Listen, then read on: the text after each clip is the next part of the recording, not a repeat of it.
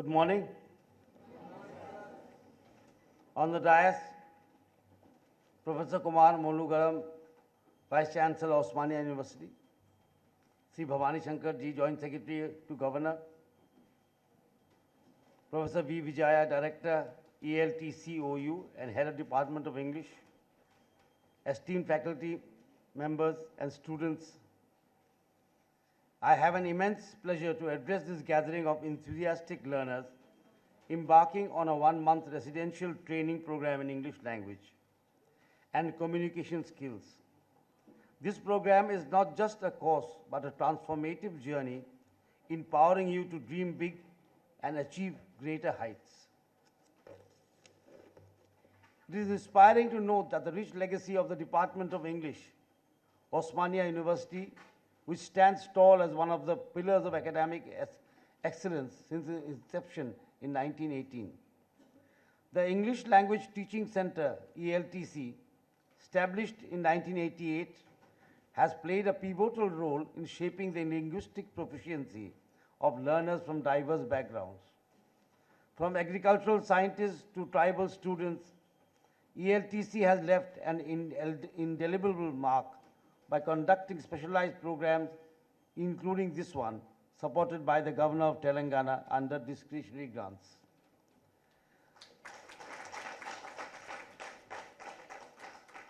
The ability to communicate effectively in English is a gateway to boundless opportunities. English is a global language and connects us to the wider world. It is the language of diplomacy, science, technology, and business, enabling individuals to cross cultural and geographical boundaries. As the writer Frank Smith aptly put it, one language sets you in a corridor for life. Two languages open every door along the way. Communication skills, on the other hand, are the essence of personal and professional success. Effective communication fosters confidence, builds relationships, and enhances teamwork. In the words of George Bernard Shaw, the single biggest problem in communication is the illusion that it has taken place. Mastering the art of communication ensures clarity in expression and ability to influence and inspire others. Dear students, this program is a unique opportunity for you to improve your English proficiency and develop strong communication skills. These skills will not only help you in academics and employment, but also in articulating your thoughts and ideas effectively. I was hearing the professor speak, and it is a unique program. From all districts, I think one female student and one male student will be coming under this course for 1 month, and it will be a very intensive course from 10 a.m. I think to 4:30 p.m. and the students will be living in the guest house at that time. So it's a very beautifully designed course with speakers from different faculties coming here, from the industry also coming here. Now there is a feeling among many that English is not useful. There are a lot of thoughts like that also coming into being. Because earlier English symbolized the oppressor, the British Raj. Today, English is not a language of oppression, it is the expression. It is a means of communicating.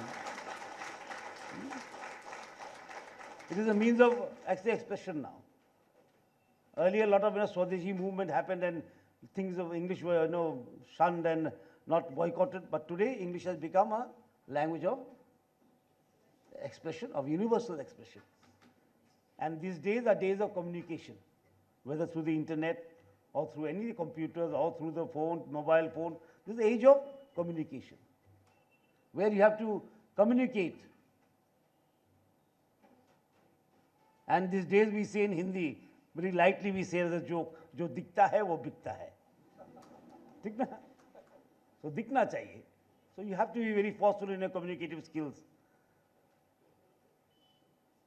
And this, strengthening of communication skill is empowering a person. And languages, expression, the language or expression in this world of, where ideas and policies and expressions are today playing a pivotal role. In that, how do we get to the last man?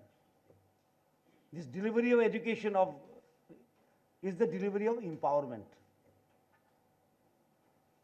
Today, education is empowerment. It is just not, information or learning textbook, going to the library, taking down notes and getting grades in exams. That is not the end of education. Today, education empowers. And we must empower the people living in the margins first. People don't have opportunities, that we have to create these opportunities. As we think of making a Viksit Bharat, a progressive Bharat, we cannot make a progressive Bharat without, taking in those people who are living in the margins and empowering them. As you say, empowerment is not only financial. Financial inclusion is must, essential, imperative. Along with that, educational empowerment is also must to sustain that financial empowerment. There's a story, in the management story that I think you might have heard, a very old Japanese management theory, that which says, give a man a fish. If you give a man a fish, you will feed him one day. Teach him how to catch fish, and you will feed him lifelong.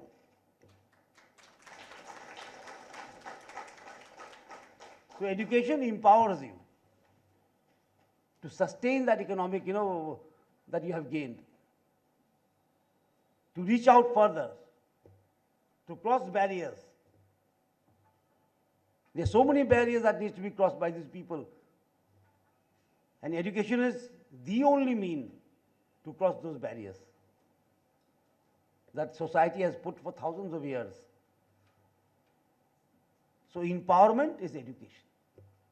And English being a language that is the language of the computer, language of science, language of, global communication. And I find a lot of, people from Telangana are in US because they know English. They find it comfortable to be there. This is the strength of an language that has become expressive now as a mode of expression in the world. So English has of prime importance nowadays in communication skills. It becomes a very, very legal tool, a very lethal tool, a very, important tool to get along in life. So this course, I am very, very happy that it has been designed for tribal boys and girls from each district of Telangana, reaching out to them, teaching them the skills of communication, the skills of, global expression. It is an effort to empower them further. And these efforts should be continuous. These efforts should be continuous. Empowerment through education. Because you are teaching that person how to catch fish. You're teaching him how to, feed himself, how to express himself in this world of communication, of internet, of global village. We are talking about global village, Vasudhaiva Kutumbakam. In that village, we must fit him in. We must fit her in. She has to fit in somewhere. If such a huge section of people of India don't fit into our global village, then to become Viksit Bharat will be a very difficult thing. As economy plays a vital, imperative role, so does education and health in that vision of Viksit Bharat. So this effort is a very, very commendable effort of holding hands with everyone, taking them along through the road of progress. And it's a beautiful university, very universally acclaimed university, and that you are taking this, step in itself, gives prestige to this program. And we would see that some more programs may be devised in this way. These are small steps that make a lasting impression. These may be small steps from each district to students, but it is a first step. And these are the first steps that, keep the, as in literature we say, footprints in the times of sand. These small steps are very imaginative steps. very path-breaking steps, and they leave their footprints in the times of sand. So that's what we are doing, and we will devise some more programs on how to work with Osmania University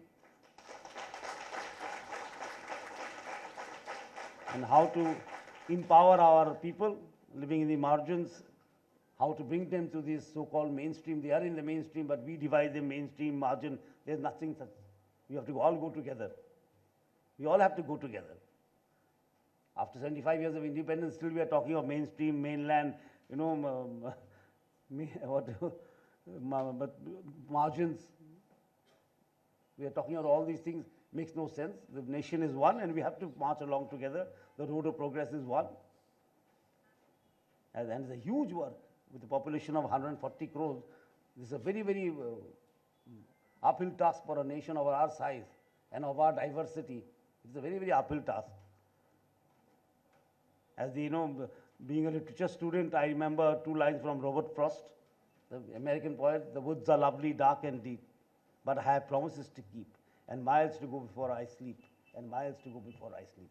So we all have to work that hard to achieve that, and I am very happy. And I also commend the Vice Chancellor and the English Department for taking this step. So we look forward to working together. Jai Hind, Jai Bharat. Thank you.